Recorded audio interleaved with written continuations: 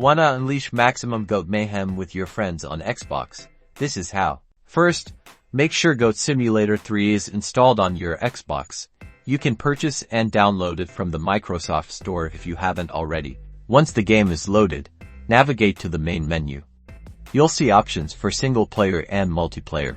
Obviously, we're choosing multiplayer. You'll be presented with two choices, local or online. Local is split-screen madness on a single Xbox. Online lets you connect with friends or random players across the internet. If you're going local, grab your extra controllers. The game will guide you through setting up the split screen. Going online, you can either create a lobby, which lets you invite specific friends, or join a public lobby for some random go-tastic action. If you created a lobby, invite your friends through your Xbox friends list. Just select their names and send the invites out. And that's it.